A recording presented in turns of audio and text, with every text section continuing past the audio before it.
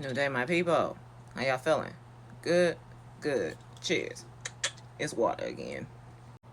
Alright, so y'all peeped the background, which means y'all know where I'm at and y'all know what time it is. Let's go deep, okay? I was watching this YouTube video, and it's basically about why chosen ones, not all, but why most chosen ones are placed into dysfunctional families. And basically it was saying because the Most High needed you to be unattached, needed you to not be influenced mentally, needed your mental and your spirit to be wide open for the Most High to come through and influence you, and you didn't have that attachment to your parents or your family in order for it to be like, well, this is my family, this is how I was raised, this is what it is. You know what I mean? It's hard to break people out of that when they grow up in something so solidified.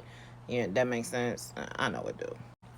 And as I'm watching this video, well, listening to this video, the Most High is like, yep, go ahead, pull that phone out, share it, share what you're thinking. Because as I'm listening, I'm correlating it to my life, and I'm correlating it to my daughter's life, and I'm correlating it to my aha moments I had, my full circle revelation moments I had on why I was placed in this family, why I ended up choosing my daughter's dad. Because even though I was young, I was 19 when I had my babies. But even though I was young, I fully understood the importance of who you pick as a partner to raise children with, right? Because I grew up in this household with all this domestic violence, and then the grandmother who raised me, which is my paternal grandmother, she would always make it very clear, I married your grandfather for security. This wasn't love.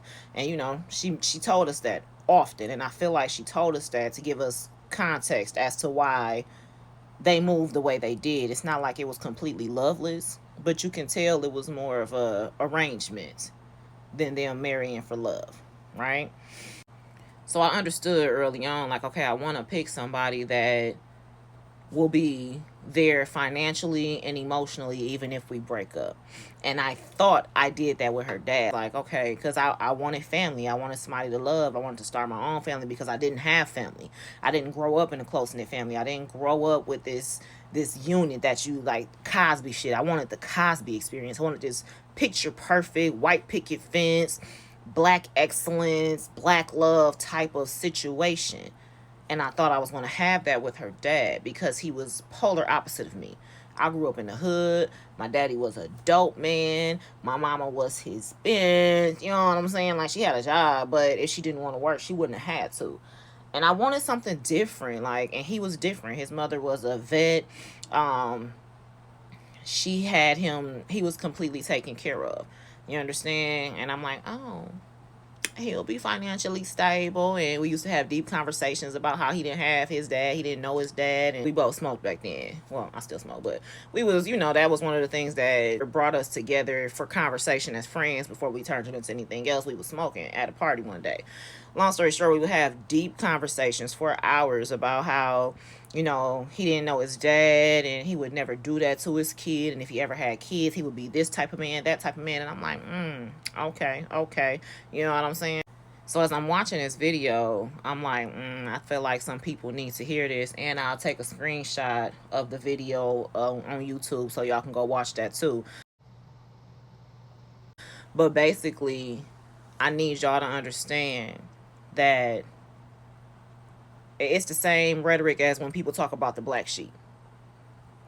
If you a black sheep, then you understand how you don't fit in, how your family don't really fuck with you. You know what I'm saying? Like, you just feel alone a lot. It's intentional.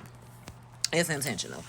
You have to be, right? So I'm a use the example of my daughter and her dad. So this revelation just came to me recently. Like, I've always known my daughter was a chosen one. I didn't know the name for it back then because I just came into spirituality, okay? Around 2010, 2011. That's when I started getting consciousness. Started waking the fuck up. And then I didn't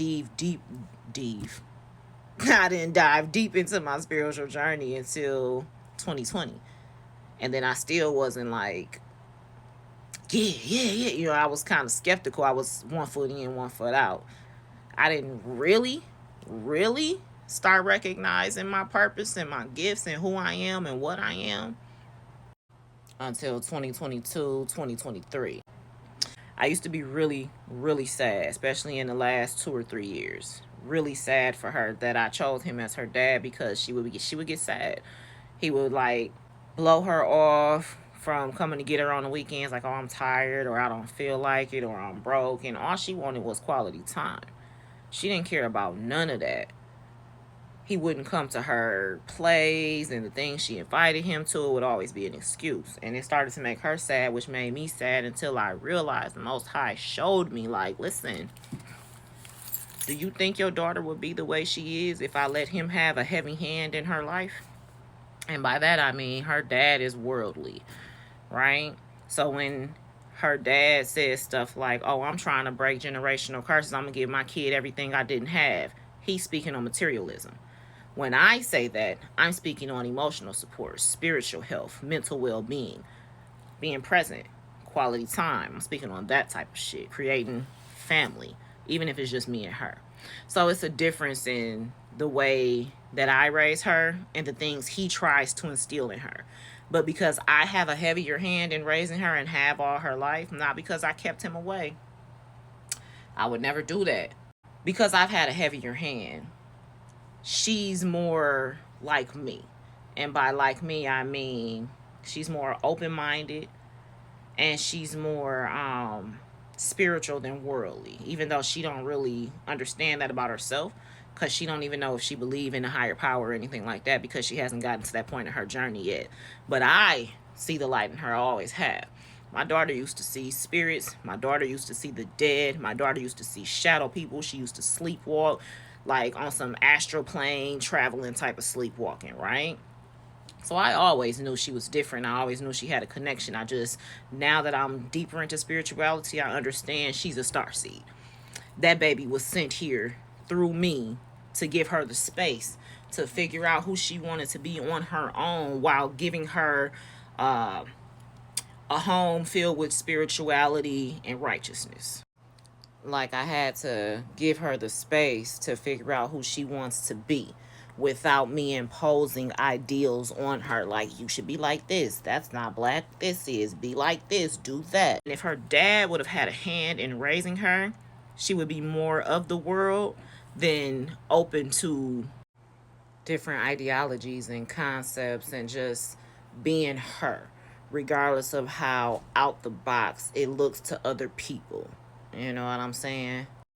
She would have been less open to the Most High being able to come in and pour into her, right? So even though she's not quite there yet, she doesn't quite understand who she is or her power, it's going to come.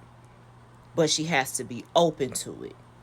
And I've helped guide her to be this person that's open-minded and open to any and everything, without shutting it down like, ain't no way, no, that's not right, this is how it's supposed to be. You understand?